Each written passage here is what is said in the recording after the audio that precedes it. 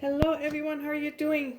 Karen here. Okay, well, I thought I would come on and show you a really good recipe if you're going to have company over the holidays this season and you just wanted to have a really impressive appetizer. This one is easy, but it really does make a kind of a show-stopping appetizer. So it's very, very easy and it's going to go together very quickly.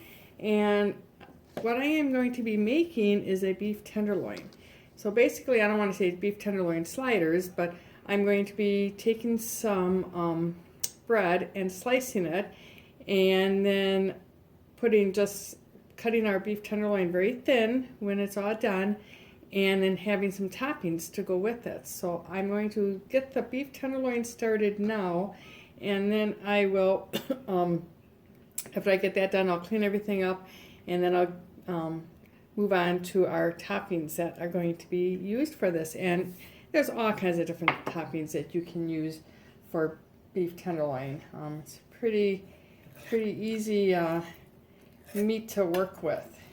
You know, a lot of people are kind of afraid of it, but there's nothing to be afraid of. I know it looks like a mess, and this is like only half of the beef tenderloin. I cut it in half because probably 3/4. This is the other part of it that I cut off, and I'll just save that for another night. I'm going to freeze that and save that for another night. So I'm just going to wash my hands here quick. And all right, so what we're going to do is we're just going to sprinkle this with our seasoning, and nothing fancy with the seasonings at all. The beef tenderloin is so flavorful and so tender, it can stand alone. It really could, but we're going to dress it up just a little bit. So what we're going to do is I have about 2 tablespoons of crushed peppercorns in here. Now I just took my peppercorn grinder and I made a coarser grind. I got it as coarse as it goes. And you can actually just take a mallet with if you don't have a peppercorn grinder, you could just put it in a plastic bag, your peppercorns, pound them out. It's a good way of getting your aggravation out, and just crack those peppercorns up. Really pretty if you have multicolored peppercorns. I just had the black ones today, so that's what I'm using. But if you had the multicolored peppercorns, beautiful for the crust on this. So going to do that, and then we're going to put about 1/4 teaspoon of paprika in there. So we're going to add that, and that just gives it a nice flavor. Now I have a smoked paprika, but it's not a real heavy smoked paprika, so it's going to give that nice earthy flavor to it. And then we are going to put about 1/4 teaspoon of our garlic powder in there. And then probably about 1/4 teaspoon of salt. I don't like adding a whole lot of salt, so I kind of go lightly on the salt. So 1/4 teaspoon to 1/2 teaspoon, however much salt, if you'd like your meat a little bit more on the saltier side, you can. Okay. And then what I'm going to do is I'm just going to sprinkle that on. Give it a good tap. Roll it over. Sprinkle it on.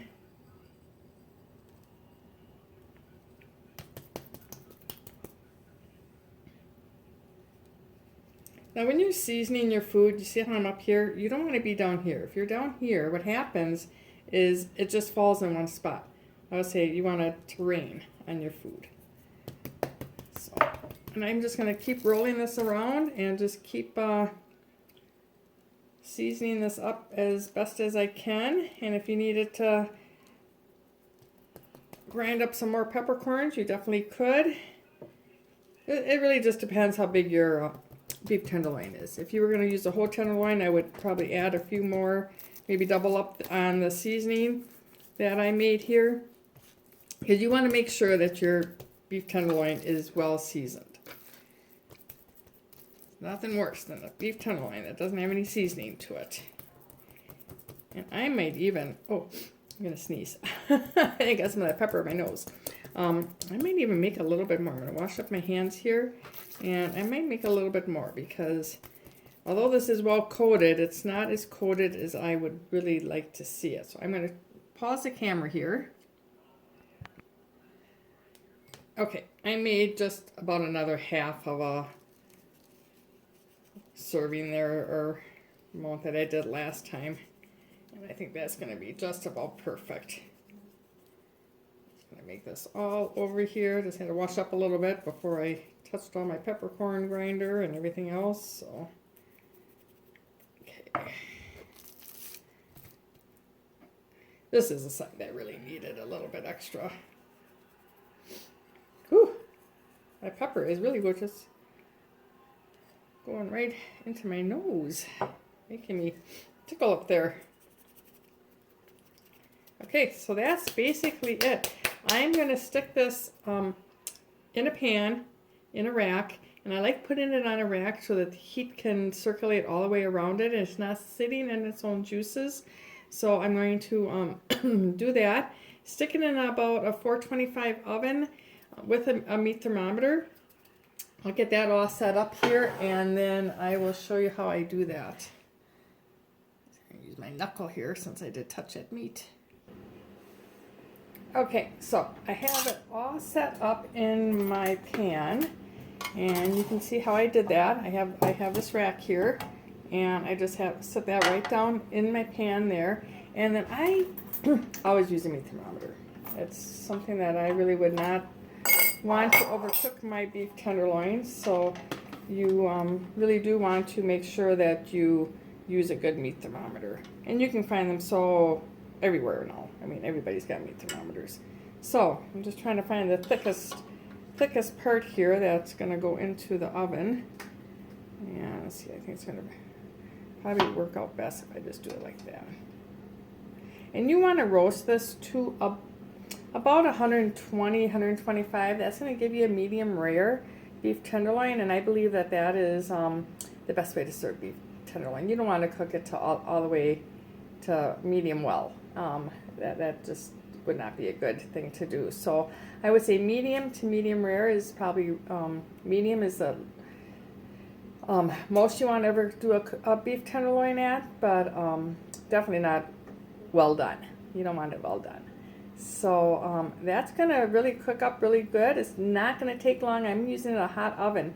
So the oven's going to be at about 425, and it's probably going to take about half hour, 45 minutes to reach up to that 120. Then I'm going to let it sit for at least 10 minutes. I like to take it out of the oven and wrap it up in, nice and tight, so that it doesn't cool down too much, but so that it rests, so that all those juices absorb back into the meat. Otherwise, when you cut it, you're just going to have those juices are going to run clear, and it's going to be dry. So you don't want that. So you want all those juices to absorb back into the meat. That's why you always let your meat, no matter what you're cooking, sit for at least 10 minutes, sometimes even longer. But I usually 10 minutes is usually my rule of thumb for that kind of stuff. So basically that is it for this beef tenderloin. And this, look how easy. I mean, easy peasy, and it's going to be such a showstopper. So I have some rolls over there that I'm gonna bread that I'm gonna cut up into slices, and I'm gonna make a few different toppings for this. The toppings that I've chosen to make today, and some are just store-bought and very easy to have. What I'm gonna have is a pepper jelly that you can just put on your crostini on top, for like jam, you would jam, but it's a little spicy, so you may want to go a little lighter with that. And put that on the bottom, and then you can put the meat on top of that. I'm going to be making a horseradish sauce. That's really easy to make. And then I'm going to make a arugula pesto.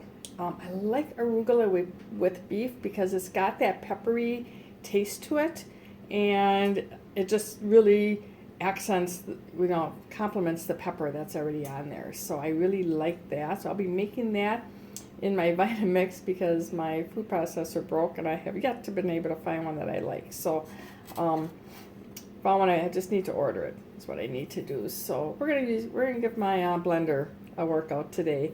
on making that pesto, which I'm sure it'll do just fine. And so those are the 3 that I'm going to be making, unless I can think of something else that I'm going to put on. But basically, that's it. And you can use any kind of bread that you want. You can use like a French bread. The bread that I have is like I don't want to say a focaccia bread, but you know, it's more sturdy than a French bread. It's not as soft in the middle. And so I will be slicing those up, and then all you really need to do is make like a serving bar and set everything out. Cut up your beef tenderloin so it's all nice thinly sliced. Set out your toppings with your bread, and everybody can build their own. I mean, it's so easy for an appetizer.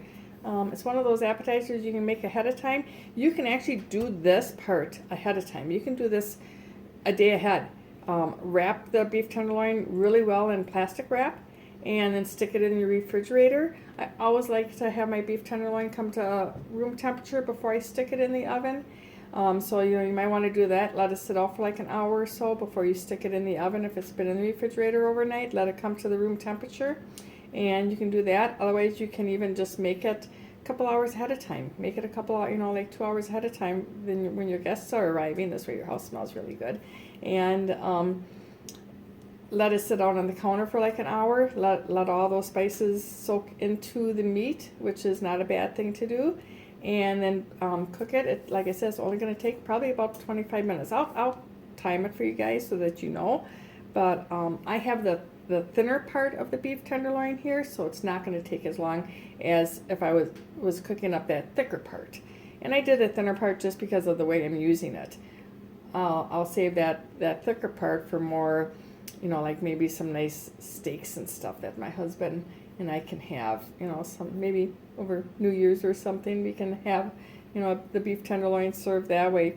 So I'm going to get this set up in the oven. I'm going to get all my topping stuff out so I can show you how to do that, and we'll keep going here.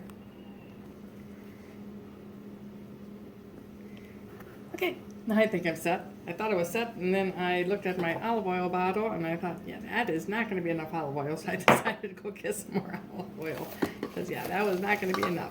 I am making a lot of this pesto. This pesto recipe makes a lot, but it does freeze well, so you can freeze it. I like freezing it in little, I'm going to show you, in little silicone trays like this. And then this holds probably about, I'd say 2 tablespoons. And then if I want to use it for over spaghetti or just something I don't need a lot of it, I can just take out a cube or 2. So that's how I roll with my pesto. So I have the baby arugula here, so that's what I like to use. I think it has a little milder flavor than the adult arugula. So we are going to use 2 cups of that. Now you can do this in a food processor. Like I said, I don't have one. Mine decided to quit on me, so I need to order myself one. I found one that I liked, and I just need to get on it and order it. So we're going to be using my blender here, and I will probably turn the sound off or turn the camera off when I start blending this, because this is noisy. So just a warning. All right, and then I'm going to put in 1 clove of garlic. Now I already have it peeled. I probably wouldn't even have to cut this up, but I decided I was going to, so you could probably just stick the whole clove of garlic in there and it would be fine. And then I'm going to be using about 1/2 cup of walnuts. Now I do not use pine nuts in my pesto. I cannot use pine nuts. I have an allergic reaction to them, so, and it's not good. So it's good for my diet because I can't eat after I eat them, because everything tastes like metal. It was terrible the first time that happened to me. I did not know. It took me a while to think back of, and I think what I ended up doing was Googling metal taste in the mouth, and come to find out it said it could be caused from pine nuts, and I had eaten pine nuts like a day or 2 before that, And so I figured that's what it was, and I have yet to try to see if that's what it was. I just don't eat them. So walnuts are a great substitution for pine nuts. I don't even know the difference, really. They're wonderful. So I'm going to put in a half a cup of our walnuts. So if you're like me and you can't use pine nuts, you can use walnuts. I just get my raw walnuts, and that's what I use. And or if you like pine nuts and you can do pine nuts, more power to you. Lucky you. I can't. So all right, and then I'm going to be putting in about a half a cup of my Parmesan cheese. Now this is a Parmesan Romano blend that I get, and so I'm gonna put about a half a cup of that in. Oh yum, this is gonna be so good. Now you need a lot of olive oil, and so this I use about a cup of olive oil, and so I'm just kind of that's how I knew I needed more. So I'm going to put a cup into my measuring cup, and then what I like to do is I like to start the blender before I put the olive oil in, and then I just let the olive oil drizzle into the container. So I just take the top off here. I just take that little knob off here. See if I can move you guys back a little bit. There you go. Okay, so I have everything in here, and I'm going to just start this a little bit, just to get it all mixed in, all mixed up a little bit.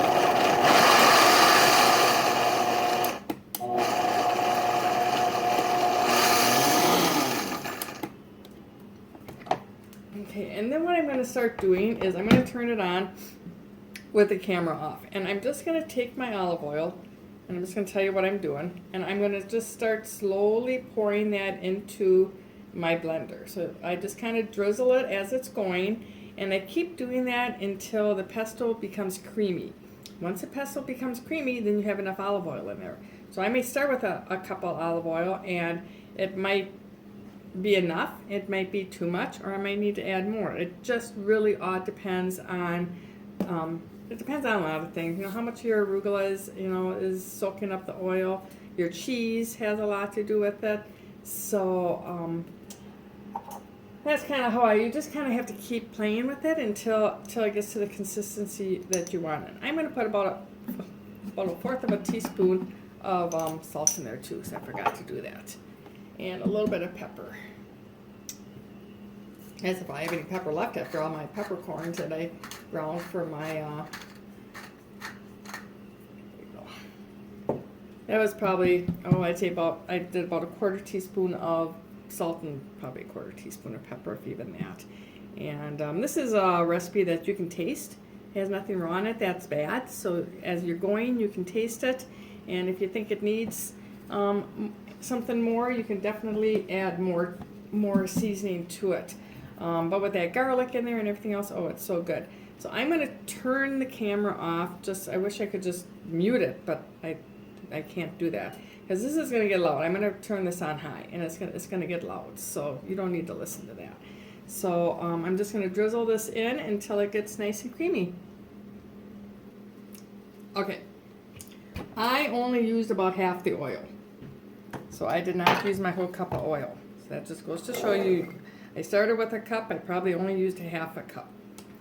And then I just kind of had to keep turning it on and off and squishing things down and getting things to behave in there. You don't have to do that as much if you're using a food processor, but this guy did an okay job. So you can see how nice and green that is. It's gonna be really good on top of your.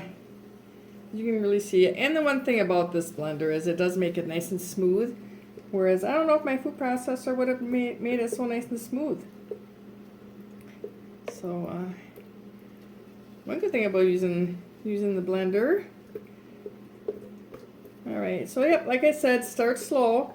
Just add as much oil as you need to get to the consistency that you want. I used about a half a cup. There you go. Now, isn't that a nice holiday topping for your beef. Oh wow, that's going to be so good. That really does taste good. So there is our one topping. I'm going to kind of turn you guys off again. I'm going to make the second topping, which is going to be our horseradish sauce. And that's going to be really easy too. So we have one down and two more to go. Okay, now I am not going to make a lot of my horseradish sauce because there's not a lot of people that eat that in my house. So this is just going to make a real, maybe 2 servings, 2 or 3 servings of your horseradish sauce. And you can definitely buy creamed horseradish sauce. I like making it homemade because I just think it tastes better that way. So we're going to go with about 1/4 of a cup of our Greek yogurt. You can use sour cream in this. You could use mayo. I don't like using mayo as much because it's not as healthy of an option, but you definitely could instead of the sour cream. But we'll scrape out the bottom of the barrel here on that. But this is the kind that I like to buy just because I think it has a really good flavor to it. And so then I'm just going with my prepared horseradish. So now this is not the horseradish like the creamed horseradish.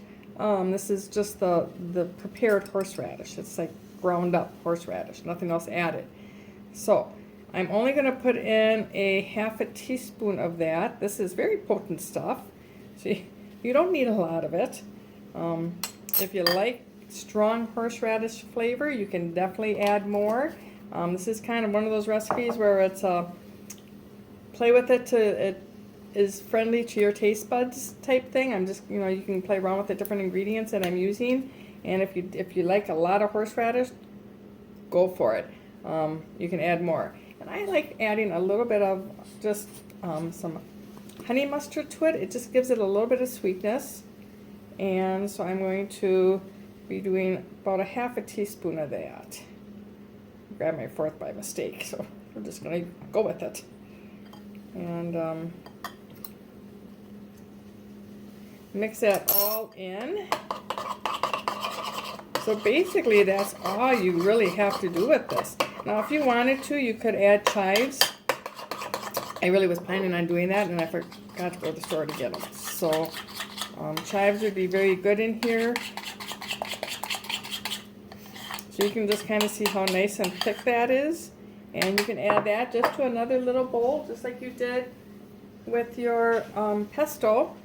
And you can really make this into just kind of your serve your own type salad or salad bowl, prime rib bowl, tenderloin. I don't want to make it anymore.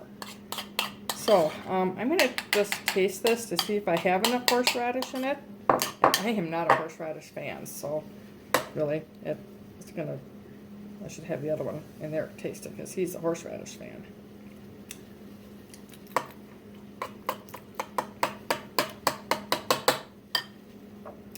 I can't even taste it. So we are going to add a little bit more.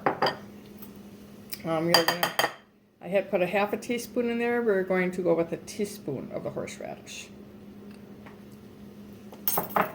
Because yeah, I couldn't even taste it, and I'm not a horseradish fan. So, oh, I think my camera's dying on me. So we're going to hurry up and get this done. All of a sudden, I saw that it went a little bit darker. I'm having troubles with my battery, so I'm going to probably have to charge my phone a little bit before I start the next video, or I will never get it done. But basically, that's all you need to do. I'm going to stop yapping so I can get it done before the camera totally dies. All you need to do is keep adding it till it tastes good to your taste buds. So I'm going to turn you off and plug you in. Okay, I was going to have you over at my stove, but my phone was dying big time, and I would never have been able to finish the video. So, I have it all makeshift plugged in over here. If you could see how I have it set up, you'd laugh. And in the meantime, I think I overcooked my beef tenderloin. Doggone it. I went over there and checked the thermometer, and it was I think it was overdone. I think we have well done beef tenderloin after I told you not to do that. We'll see when we cut it open what happens. But if the thermometer was right, I totally overcooked it. So it is what it is, and it'll still taste good. Just won't be as juicy. Ugh, those things happen even in my kitchen. So the last sauce that we are making is, I should have had a timer to set an alarm to go off on that meat thermometer. Would have had a timer or a alarm, and I should have set it, but thought I could watch it. So we are making the last very thing that I'm going to be making here for the beef tenderloin sliders are pomegranate reduction sauce. So you can just buy pomegranate juice right in the grocery store, and it's very easy to do. So basically what I'm going to be doing is I'm starting with about 2 cups of pomegranate juice. That might sound like a lot to you. I had like a tablespoon left in there, so we'll just go with it. It may sound like a lot to you, but we are going to cook this down. I'm going to put it on the stove. I'm going to put it on a low simmer, and it's going to take a good 20 minutes to a half hour to really cook down into like a syrup. So then that's what you want. And then I do like adding a little bit of honey to this. I had my tablespoon over here. Nope, it's over by the stove. 1 minute. Like I said, I had everything over at the stove because that's what where I was hoping to do this. I was going to hope just to kind of cook it and talk to you a little bit while I was cooking it, but that's not going to happen now. No, we just have to make do with what we have here. So I put about a tablespoon of honey in there because your pomegranate sauce or juice really isn't all that sweet. And not that you want this sweet by any means, but I do like it a little bit sweeter. So I just kind of, I'm just going to take this over to my stove now. I'm going to heat it up, let that honey really melt into there, and it's going to reduce. Now you can see how thin that juice was, when I poured it in there. It's very, very thin. It's juice. It's like, don't get it all over your shirt because it won't come out. So yeah, you want to make sure that you cook it down until it's nice and thick. And that's really all you have to do. So I'm going to turn the camera off, and we'll let it keep charging here, hopefully. And hopefully when everything is done, and I cut into that beef tenderloin, hopefully the thicker part is still a little bit medium rare. Fingers crossed on that one. And the lower end might be a little bit more well done, so we'll see. Well, keep your fingers crossed, everybody, that's not totally well done. And then basically the hot pepper sauce, I just buy the hot pepper spread. It's kind of like a jelly. I just buy that, and you can put that on your bread, and I like to put that on the bread first before I put my meat on. And then you put because it's always just too hard. And then you can put your meat on, and then you can top it with whatever else you want. Like I said, there's a lot of different things you can top this with, but these are the 3 that I chose to do today. So I will catch you back here when everything's done and plated. Okay, I just wanted to come in and show you quick what kind of bread I'm using. I have my pomegranate sauce cooking over there on the stove. My beef tenderloin is resting, and I'm hoping that it's not cooking anymore. So what we are going to do is I just bought some ciabatta rolls, and that's what I'm using. And you can see I just kind of cut it kind of thicker because you want it to have some substance. And yeah, my battery's still dying. I had to unplug it to do this though, because I thought, yeah, I'm gonna just unplug it, and I don't really have to talk about too much other than this. So the 10% that I have left should be okay. So that's basically what I'm going to do. I just cut that up. I might take you over and show you the pomegranate sauce, how I have that simmering. Okay, so this is how I have my pomegranate sauce simmering, and you just kind of want to give it a good stir every once in a while, but just let that reduce. Cook it. It's going to take about a half hour or so. See if I can do this. I really can't see what I'm doing. About a half hour or so. And you can see my beef tenderloins in the back there. So you can kind of see that. That's nice and cooked back there. So when this is all set, we will slice everything up and be good to go. Okay, so we're just gonna start cutting this beef tenderloin. Now I'm gonna watch my camera and make sure that it's not misbehaving. Oh, it's not overcooked. I didn't think the thick part would be. Thought maybe it would be, but it's not. So I lucked out. There was divine intervention. So what you want to do is you just want to slice this very thin. So if you had an electric knife, it probably would work a lot better than this. I'm going to actually go get a different knife. And we're going to see if this one works a little bit better. This little sharper knife. Oh yeah, much better. So you can just see that's what you want. You want those juices in there. So letting it sit for about 10 minutes, it was just about perfect. And my guests have arrived. So talk about timing, huh? My pomegranate sauce is still cooking over there. So you're going to hear some commotion here pretty soon because this one's going to go crazy as soon as she sees who's here. Are you going to go crazy when you see your company? Yeah. Yeah, you hear the commotion over there? They have arrived. So, that's all I'm going to really cut up for now. And you can see that it's pretty medium rare. We thought that we had overcooked beef roast, but we don't. So, pretty happy about that. I'm going to just kind of set this up here. I will plate it all up because my camera's about to die anyways. And I will catch you guys later.